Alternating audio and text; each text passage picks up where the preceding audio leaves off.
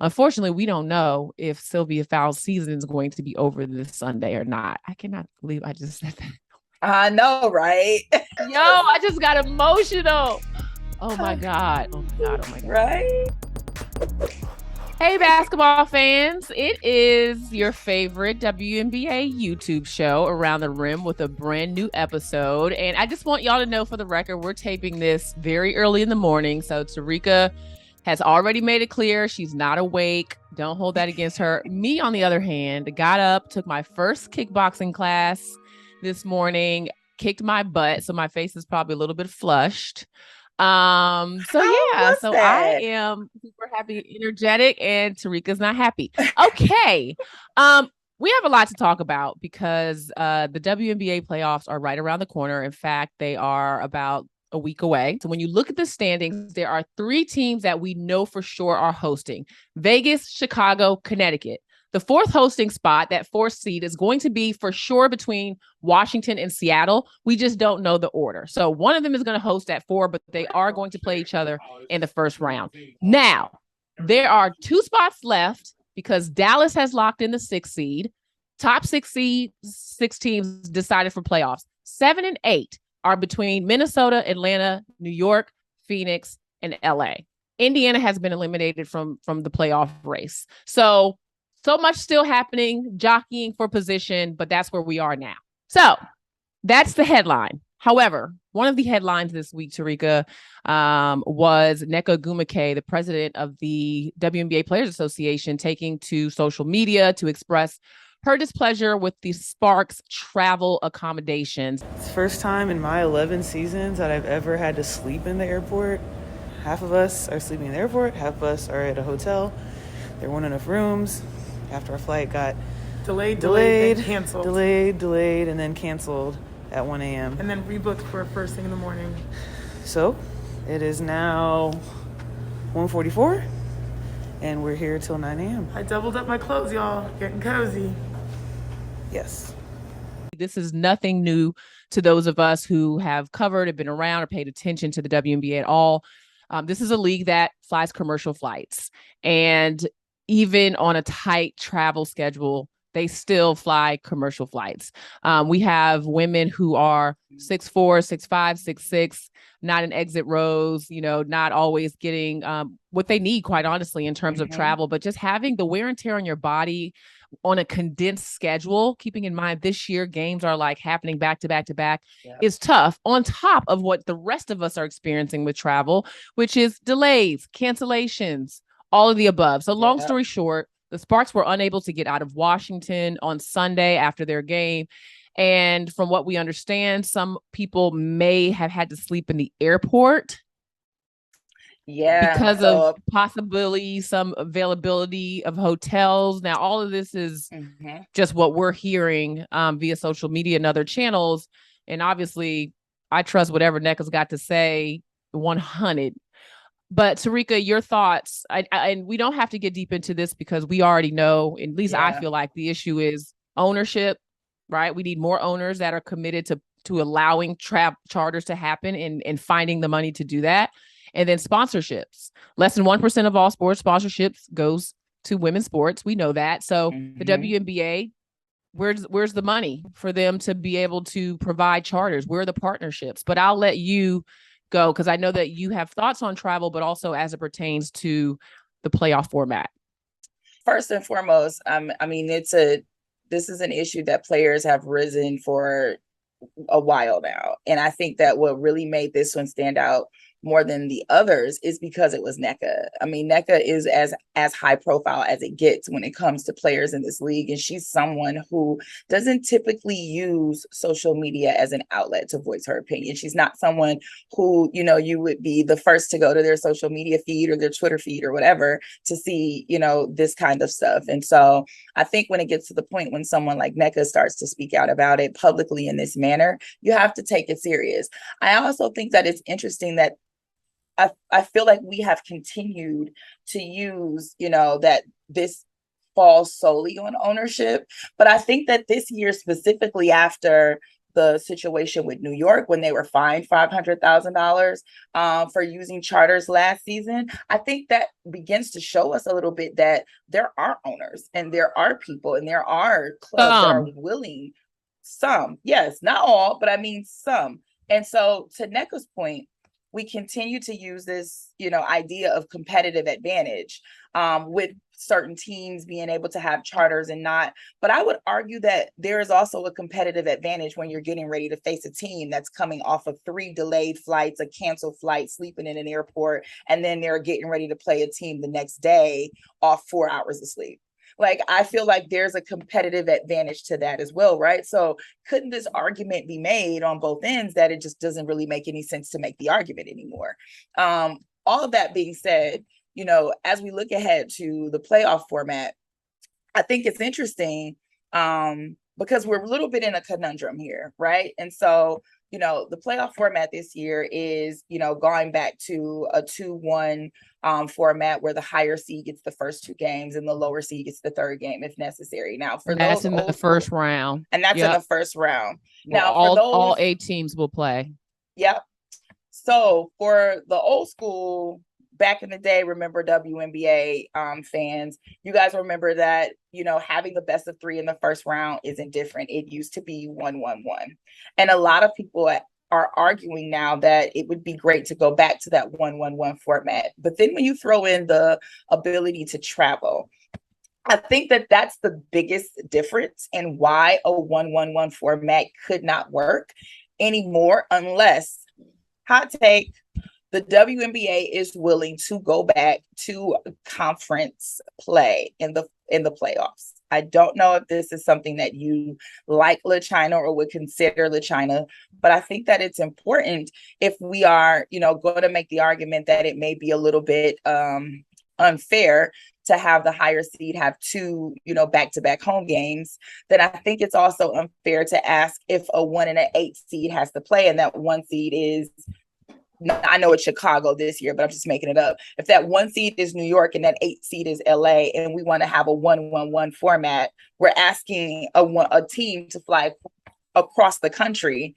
in order to do that. Whereas previously, when we had that format, we were under conference alignment. So you weren't really asking a team to fly too far out of their conference in order to, accommodate that 1-1-1 type of thing. So I feel like the format that we have now is literally the best that we're going to get if we are going to continue to play under the guise of 1 through 8, regardless of conference. And it's all about winning percentage. But it makes no sense, in my opinion, to consider all of these things that we've been talking about in terms of, where teams go, how teams play, if we can't at the very least find some way to I don't want to say renegotiate, but some way to work the CBA to where the teams that can afford charters, the teams that want to provide charters, should at least be allowed to do that for their teams in the postseason. If for no other time, this is the time where that needs to happen.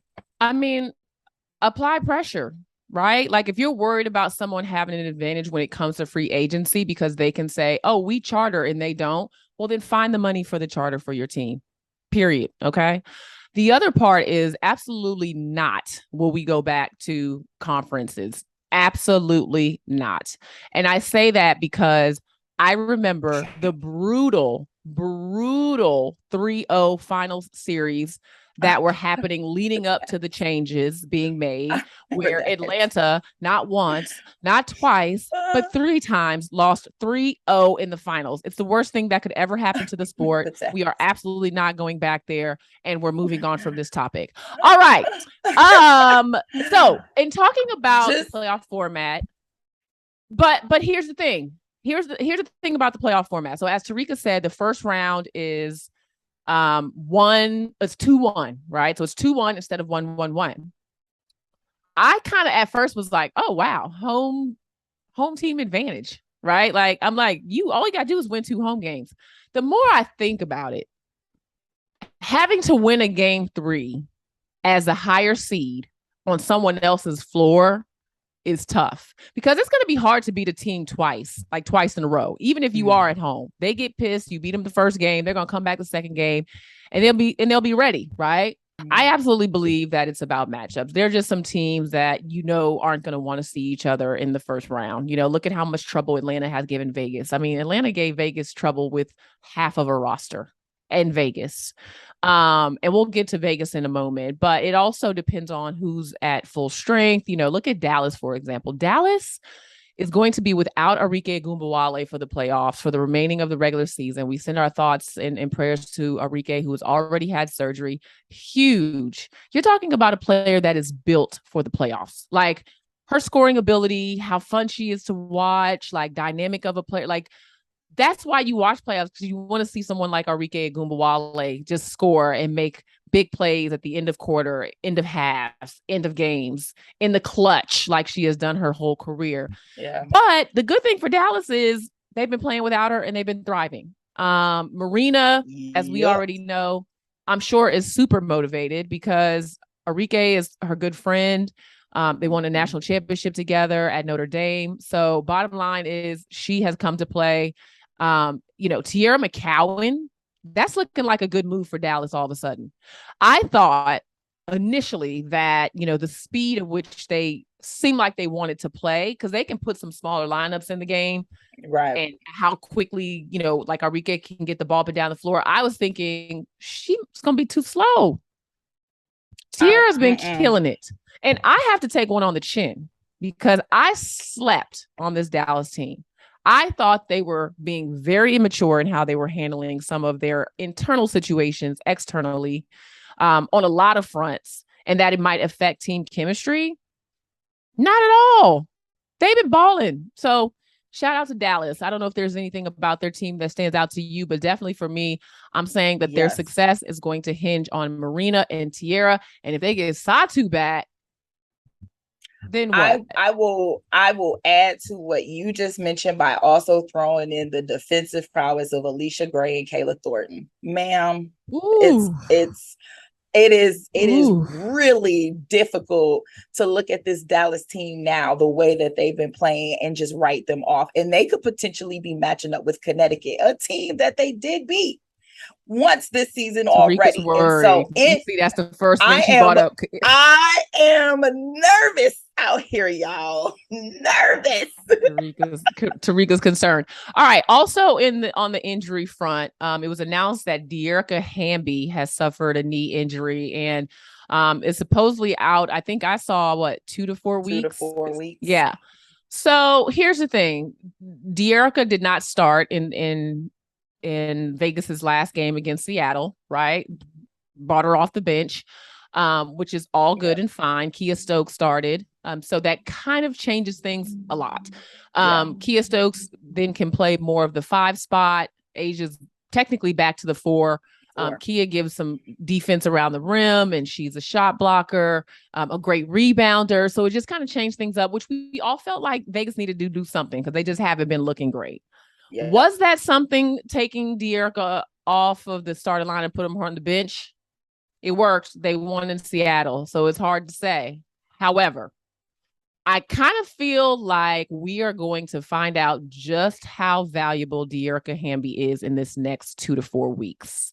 I see people, Dearica absolutely has been struggling, no doubt, for sure. For a number of reasons. I wouldn't say it's all just Dearica performance wise. I think the team has some moments where they're not at their best, and Dearica, because she is just the person, the energy person, the person that screens, the person that's going to rebound gets taken for granted, quite honestly. I think in terms of her value. So we gonna see, because it says 2 to 4 weeks, but if Vegas is without Dearica Hamby for the remainder of the season, which could happen, we don't know, right? Like how things will heal, what'll happen, how she comes back. I mean, we only got a month left in the season, period. And this is a shorthanded Vegas team to begin with, T. So I don't know how you feeling. That's exactly how I'm feeling, LaChina. This is a team that we have talked about literally all season long how they are going to finish the season, considering that they lacked a lot of depth at the beginning, and they have undergone some roster rotation changes that you just mentioned. But you can't tell me that this team is not a team that could use the energy of Dearica Hamby as they get deeper into this postseason. And depending on who that 7 matchup ends up being, that could be sooner rather than later. And so I'm very much concerned. I have not been led to believe that this won't be 2 to 4 weeks. And so, y'all, if Vegas comes out here and stinks up the joint and not able to perform, or let me not say it like that, but if Vegas comes out here and needs that second berth or that second energy and they aren't able to find it, and I'm not making the point that, Dearica is going to, be the reason that they win or lose. But I am saying there was a lot on the line for this team coming in here. There's been a lot on the line for this team over the last couple of years. And the last thing that they need is an early exit. So they got to find it from somewhere. Hopefully it isn't an issue of matchups, because again, if Atlanta locks down that 7 seed, that won't be an easy first round for Vegas, even in Las Vegas. I don't even think that would be an easy win for Las Vegas if a team like New York locks up that 7 seed. So I really think Vegas gonna have to find it from somewhere within. And it's not just Atlanta. All of these teams that are going to be lower seeds in that first round are scratching and clawing and playing great basketball down the stretch. Atlanta with nobody. Like, they literally got 7 players. Like, and I don't mean anything about the 7 they have, saying like they don't have anything, but compared to the rest of the teams in the league, they are injury ridden. And then New York is playing great. Phoenix is the only team you worry about because, listen, without Diana Taurasi, the all-time leading scorer, Skylar Diggins-Smith has missed the last 2 games, one with a non-COVID related illness, the other one personal reasons. Shea Petty, Diamond DeShields, Sophie Cunningham, Brianna Turner doing what they can, but that's not how you really want to go into the playoffs, quite honestly. Minnesota, playing some good basketball. So, it's we'll see. A lot to find out. But speaking of Minnesota, we just want to quickly, and Terrika and I, our plan is to really, really talk more Syl and Sue next week. But unfortunately, we don't know if Sylvia Fowles' season is going to be over this Sunday or not. I cannot believe I just said that. I know, right? Yo, I just got emotional. Oh my God. Oh my God. Oh my God. Right? Okay. So Sylvia Fowles' career could be over on Sunday if Minnesota doesn't make it to the playoffs. Damn. Which is nuts, though. I can't even. But okay. before you get emotional, that win last night over Phoenix actually put Minnesota in the 7th spot as of today. They hold the tiebreaker over Phoenix, and it is possible that we will get more Sweet Syl as the playoffs go on. It's possible. And they got to win at home Friday, right? For her last regular season game in Minnesota. They got to win that. I'm not saying I'm cheering for Minnesota necessarily. I just don't want Syl's career to be, okay. Anyway, so long story short, there's going to be more to come. I actually did an extensive sit down with Sylvia Fowles that will air this Sunday. And I can't say enough, and I'll share more. But I know this is so hard. So I've spent a lot of time with Sylvia, and over the course of my career, her career, we both came in 2008 covering the league. I've been to her house in Miami, all of those things. Like, we've spent really like a lot of time together. And there's so much about her story that people don't know. She's so underappreciated. Like, she has dominated the game in a way that we may never see again in the history of this league, period, because of the way she plays, because of her physical dimensions, because of just who she is, right? And so there's a lot to uncover from her childhood in Miami and how her brothers, influenced her in basketball. And actually, at one point, didn't even tell her that you could play offense. So they used to leave Syl down on the defensive end of the floor, and she had to stay down there. Well, she ended up being 4-time defensive player of the year, but like, let me touch the ball. That's what big brothers do to you, though. To her hip injury in 2014, which almost caused Sylvia Fowles to retire. A lot of people don't know that, but she was in a bad way to her move to Minnesota. And what that did for Syl's career in terms of winning championships, in terms of appreciation to finals MVPs. And yet it's still, that's on the court. Off the court, we never saw Syl enough. No visibility, no appreciation, no flowers, no, nothing. Not enough, not even close. So I'm not even going to get on we don't have enough time for me to really get into this tea, but we're going to show Syl some love on this show. Absolutely.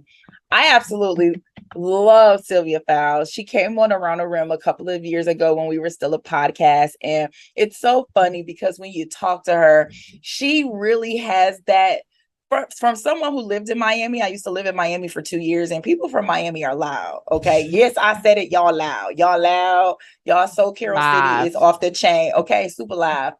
Still was total opposite. Like total opposite.